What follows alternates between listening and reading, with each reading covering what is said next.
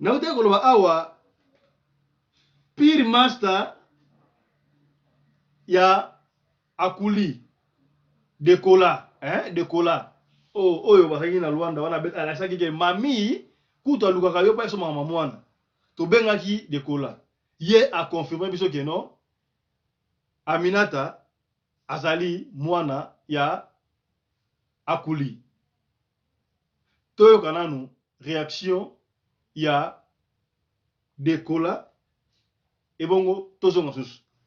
Yeah, merci, bonjour, bonjour. Nasepeli ndenge botuninga motuna wana. Naza Pirie, mon ami d'enfance. C'est un frère à moi. On a vécu ensemble, on a grandi ensemble. Voire même mami. Mami ndenge za wana, mwana wana Aminata za mwana kuli. Tia menasa kuli. Nga nazala na terrain. Mami tofanda ne petit na balunda. Abanda kolobela sira kuli pona mwana. Mais na ba dernier mi-temps comme no papa Aminata soki nane. Donc sambe kama isenga makasi soko tuni ye de fin mami. Na mami o babenga via baza bandeko ya famille moko. Dona via ayebili solo oyo. Via oyo asala théâtre. Baza bandeko bana ba mama leki entre batoto mosi bon. Baza formé ona. Mais mwana na Aminata za mwana kule. Mwana pe ayebi. Mais omoni ba mama nde bentukita bana siko nzambe na minute nzambe mwana wana zate. Donc soki nga nazo témoigner on a ebike mwana ya biso, mwana ya ndeko nanga akuli mafuila. Les années logo monté de gauche à droite, ça dit à quoi? Pourquoi omoni problème ezaka nde to vivre bo na mokili oyo. Basinde baza ba premier bato bazo détruire bato. Nasi mwasi ya kulia ndako ayebike Aminata mwana ya kulia. Popechana leka pe banzela na basodaf. Sikoko kama ba mama moko boye. Na ba dernier mi-temps isenga ekutu bo banda ko senga ndinga kulia banda ko ya fallait tout ça tout okutana mais ko zoye comme un peu difficile po na perda numéro ya mami na ndinga ya kufa nga mutu ngasina laki ya kuluke no mami ndinga zana azate nzambe autobenga mais mwana akule les informations c'est où est vrai na mwana pendenga zana ebina papa on a atika ko se masquer on est là yango pina mambo ndenge. Voilà, je crois boyoki dekola master oyo akuli bana kofana na matadi oyo ayebi mami bien mona a détaillé même na uti koloba kuna akuli azalaki na bapiri ye bana kokende pa bavia mami via mami oyo akufi oyo soi-disant mwasi oyo babotaki Aminata na akuli azalaki cousine ya via oboyoki ndenge atémoigne oyo témoignage euti na matadi euti mpa na biso te ndeko komona ye dekola donc tokotya numéro na ye wana ntango bobenga ye moko mpe na bozwa mpe éclaircissement ndeko akuli na témoignage na ye auti ekoloba awa ke non mami amenasa ye ntango autaka Afrique du Sud awa akendaki na Luanda bakutaka na oja ye na bar moko mami amona ye akanga ya kola ye na bilamba. C'est vrai ou c'est faux? Aobi azalaka na camarade na ye Clovis tobengaki Clovis tosololaki na ye boyoka makambo oyo Clovis alobi. C'est vrai ou c'est faux? Likambo esama ndenge wana yoka ndeko Clovis. Oui, alors bonjour eza pena ngai Clovis akuli na ebie aza ndeko na ngai po toza bana matadi biso na matadi tobenga na bandeko donc tango okutana ndeko na yo akomi ndeko na yo viki aza mwana matadi nga na mwana matadi aza frère na nga vraiment mami pe na yebaki ye pourquoi na lobi na yebaki ye parce que mami aza so invité soki azalaki envie na nga na loba na yebi ye mais lokola kufa na lobi ke na yebaki ye effectivement tango papa akuli ayaka awa na Luanda to banda okende démarche moko na ville tango tokomaki na niveau ya ojaenda ndeko mami amona ye papa akuli ayaki wana bani komenanse ye menace ya ndeko mami ezalaki ke papa akuli akipaka mwana te asundola ye na zemi akipaka mwana te abanosenga ifazwa charge ya mwana bo amenasaki ye pena oyebi mwasi tango aboti mwana ye moko asali makambo nyonso ye moko oyo okipaka mwana te réaction nini ezalaka na mwasi amanifestaki réaction wana sukaki kaka tokalme ye tokalmeaki ye epesaki il faut papa kolia bana kozwa charge mais vu que moment na pe papa kolia yaki na Luanda mwa ba difficulté moko bo papa kolia azalaki nango ba réalité moko ba passer kuna patira jobu esalaki aya awa esalaki moyen pena papa kolia kwa kozwa ba responsabilité na ye ezalaki te donc na mukuse mwa iswa nga na yebi yangwana na ndenge na komi mambo oyo kolamuka susu mikolo yo peut-être ceux qui question mususu kozala na koyi ko répondre mais on a yebi na question posée nga yango réponse na pesi bino vraiment voilà wana ezali ndeko Clovis tolobi ndeko Clovis oyo azali mutu oyo bandeko kotambola na akuli ndenge tokelete bino histoire ebandeli wana ntango bandeko kokende ville na oyo aenda esika wapi mami oyo atika biso pe ya son âme mama ya Aminata amenasaki akuli mpona Aminata soit disant asundola Aminata mais en tout cas basi pe ya tutsa na se comment ozomenansi akuli au moment oyebi ke opesa Aminata papa mosusu aza na verse epesi pasi awa na radio lokolo ezalaka beaucoup plus ba témoignage tokendaka preuve à l'appui mpo bandeko bacomprendre nanga aza na raison nanga aza na tort mpo papa akuli aosenga conseil asala nini mpo mwana na yebake wana mwana na ye epesi pasi ya kosakana te epesi pasi ya kosakana te bandeko sikoyo mama mami mpe awa aza susu te epesi trouble nana koloba vérité toluki via cousine na ye tobenga via tozwi via na telefone te epesi pito pale mais toréussir kokende ntina inverse papa Richard na verse tozwaki ye oyo aoclem azodeklare wana Aminata aza mwana ye boyoka makambo papa Richard oyo aprometaki papa akulu keno nayoki nakozongela yo bambulu elekati lelo azongela ye te imaginez vous alobaka kozongela ye ntango Aminata na mobali na ye omba bazalaki na Afrique du Sud mais na minute oyo baa na Afrique du Sud te omba na Aminata baalia na Paris na France bakoma kuna kala azongela bango kaka te yango wana papa kuli aye na radio lokole masolo topesa ye conseil bandeko bosabone massivement na chaîne oyo radio lokole tv mpo bozwaka ba information à la minute bosabone mpe soki epai mamo international tv show epai wapi tolekaka mpe lisusu na epai ya papi gena tolobela vie officielle nalobaki tozoki mpe lisusu papa Richard na Anvers oyo aprometaki papa akuluki akozonga boyoka ntango tobengaki papa Richard makambu ayebisaki biso tobengaki pe na live toyoka papa Richard attentivement.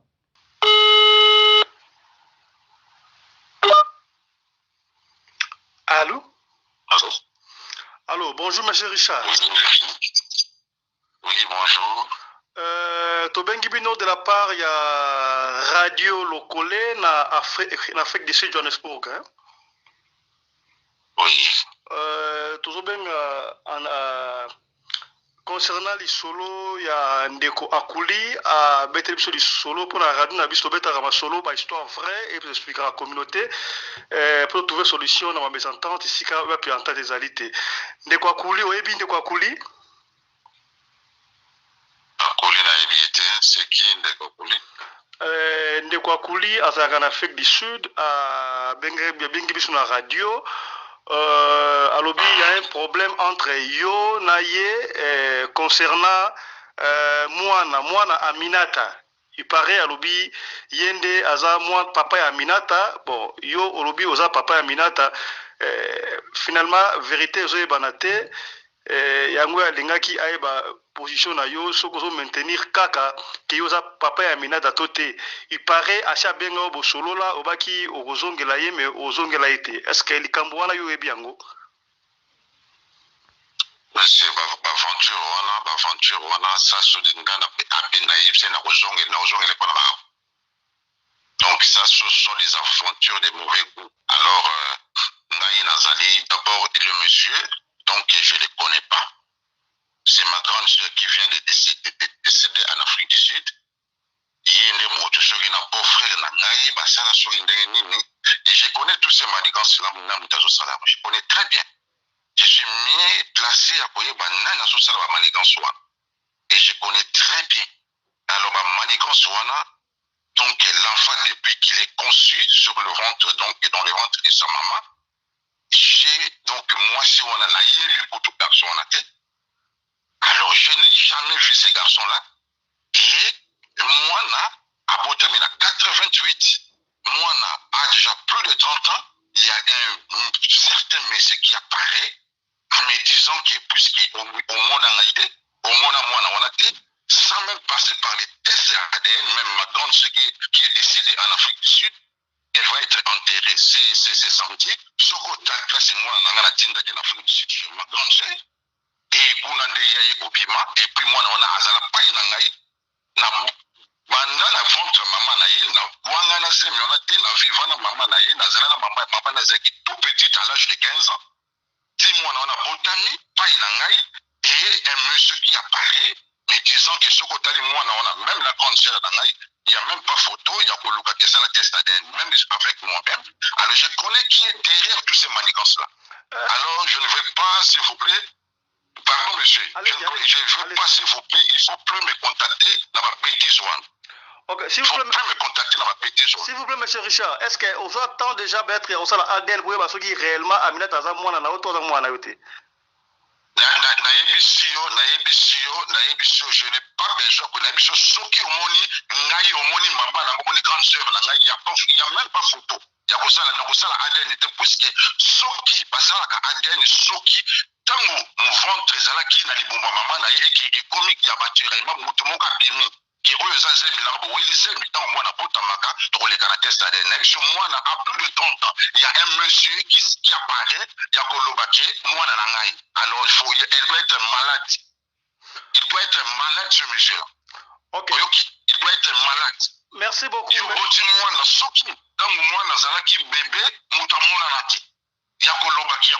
revendiquer paternité à moi.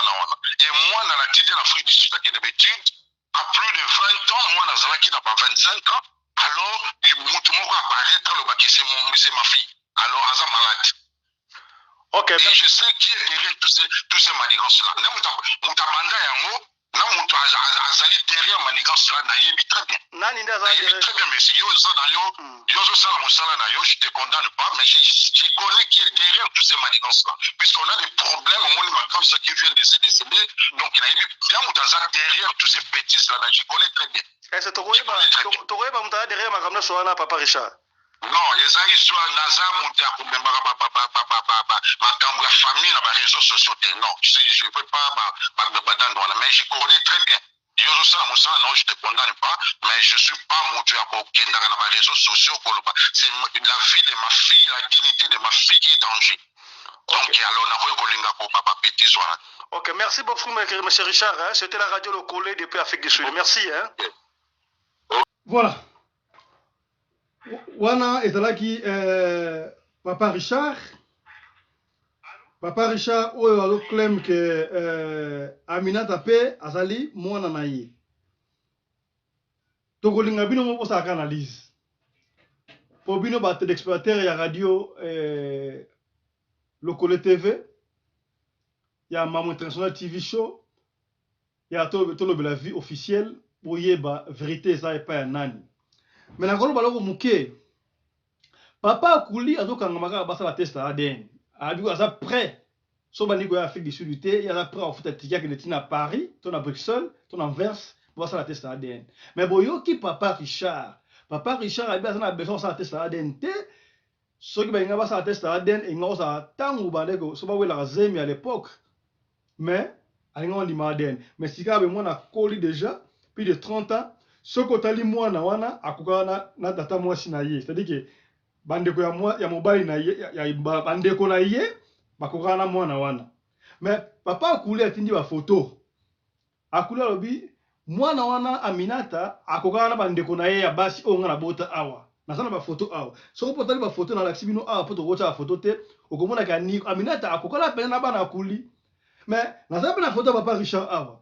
So ki potali papa Richard okomona peke moi on appelle encore Papa Richard pourquoi on a pas photo dans soir ce qu'on a tempo ben na privé on a photo na privé au monde que moi on appelle encore Papa Richard moi on a Papa Richard mais on appelle sur na bana ya akuli confusion toyebite nani alo mama solo confusion nyonso wana mutu atie biso na période eza nani mami ye moko soki alobaka mwana temps avant kufa nyonso elinga kosalama te epesi pasi nakolinga mpe kodia suka avant toconclure totikela bino temps mpo banda koréagir suka makambo eza mwana ye moko tobengaki mwana Aminata aza siko na Paris tobengaki ya liboso abe azalaki rendez-vous na médecin aza bisi te akorapele biso aye korapele biso tosoli na ye toyoka makambo Aminata mwana ya akuli na mwana ya Richard oyo tobi papa ya solo na papa ya fo bazowela mwana boyoka makambo oyo Aminata ye moko alobaki tolanda Aminata. Oui, allô? Oui, bonjour, c'est Aminata. Oui. Ok, Tobengio depuis Afrique du Sud, hein? Tobengio depuis Afrique du Sud, la compte y a émission radio Lokole Masolo. Awa Tobetaka ba histoire vraie et via Batou. Alors, comment on appelle ça l'épisode du solo et c'est fait que yo on s'est retrouvé dans le solo yango wana. Combien de Congo Akuli? Est-ce que oyebi Akuli? Nde Akuli. Nani nde apesi bino nde le solo ni. Oyebi Akuli? Akuli alobi il paraît yende aza papa na yo. Abota yo na mami. Maman na komona ye mami, n'est-ce pas? Aruta ko kufa déjà. Yebisa ye soki kende azangi bana soki kende azangi bana nde akende kotalisa nde mukongo na ye bien. OK? Yebisa ye nde aluka problème oyo ye azoluka te. OK? Donc nde akende nde kolamusa ye moko mami wana nani nde atuna ye bien. OK? Donc nga naza na papa moko. Omoni oyo kende nani oyo kende azalaka na nga banda mwana mukie na batunde donc oyo ke soki otalinga na elongi na ye ndenge tokokana. OK? Donc soki kende azangi bana nde akende koluka basi baze ebele mpona kende abota oyo aye mwana.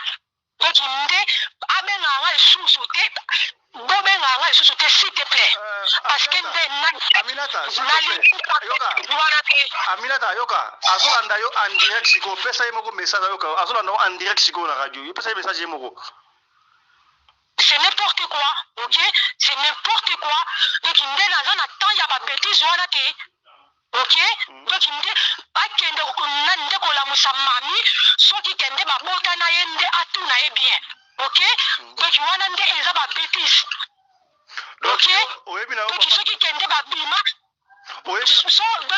soki kende babima ye nde na mami akende kolamusa ye mami nde atuna ye ke mwana oyo nga na tika yo nde aza wapi. OK? OK. Donc c'est des bêtises. S'il te plaît, oyebi na yo papa. Oyebi na papa Richard. Oyebi papa Richard. Papa Richard oyebi. C'est mon père, c'est papa Richard. OK? Donc nde bokochanga na ba bêtise wana to soki na ba nde na ba direct na bino. OK, merci. Donc nde botika vie na nga tranquille, hein? OK? Donc nde la lingi nde buzo ba ana te. Donc lui, s'il te plaît, kende koluka mwana na yo nde place mususu nde epa ya mami ozalaka nde na mwana te yebango bien na nde na mutu na yo soki ke nde bobima na ye mais tia na mutu na yo ke ozalaka na mwana te epa ya mami n'importe quoi. OK, merci Aminata, c'était Radio Lokolo depuis Afrique du Sud. Merci. Mbote bandeko na ngai place oso bozali dans le monde entier. Vraiment lisolo oyo ebetami na kati ya site na biso esali pasi mingi na motema na ngai vraiment pona kotala émission oyo etouche ngai na motema tant que mama.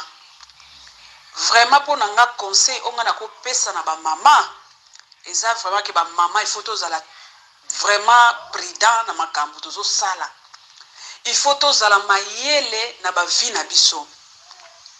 il faut pétoyer baka que ba vie oya ba désordre toza komene conséquence na yango eza nini pona bana na biso lobi yango zomona lelo yo tozana ba problème na ba mabala na biso bana mususu tozobala te bana mususu tozobota te bana mususu tokomi ba miyibi bana mususu tokomi ba ndumba bana mususu tokomi ba drogueur nzoka nde biloko mususu bandeko na ngai eza ba conséquence ya ba parents batamboli malamu te ba parents pe balingi koya dans le Seigneur te ba parents balingi pe ko confesser ba vie ya mabe te conséquence wana ekiti na mwana ekolongo na mwana comme première génération deuxième génération troisième génération quatrième génération.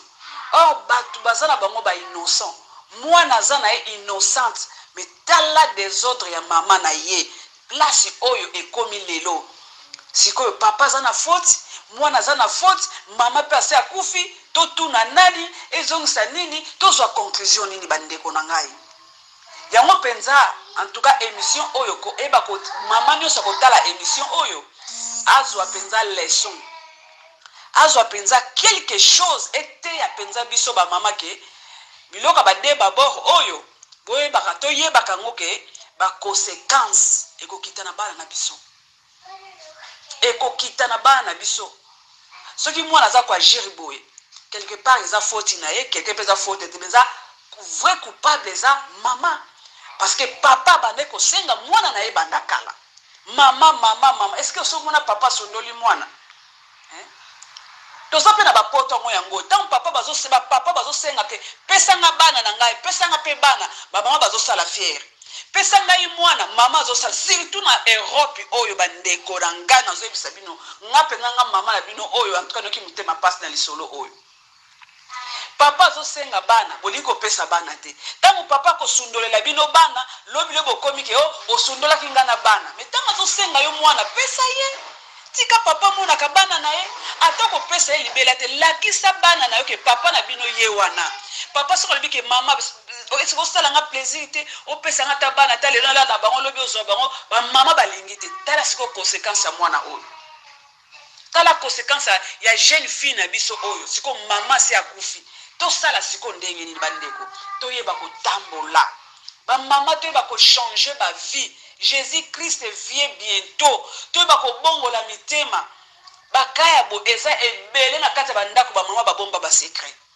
siko mwana koli makamileke ba na émission te e ba na émission likolo ya nani ya mama papa moboko la ko boko la mwana me kolo mwana suka nango eyinda kaka bole kwa ndenge yindi bo soni te mawate papa biologique asenga mwana ayebisa mwasi alingi te obombi secret okabolize mina deux personnes siko lelo yebani en tout cas vraiment nazo senga kaka kimia epa ya papa biologique et puis nazo senga kimia na mwana na biso vraiment makambo oyo ete ya biso ba maman ete ya biso makasi penza ete ya biso to ba ko changer to linga te to zala ba victime ba malheur a bana na biso lobi to linga to sala ngote za mabe makasi so to sala ki yango eza pe ba erreur oyo yaki na ba vie na biso mais to linga ko tracer siko vie malamu ko talisa mutu nzela que non c'est comme ça en tout cas vraiment na suki nanga wana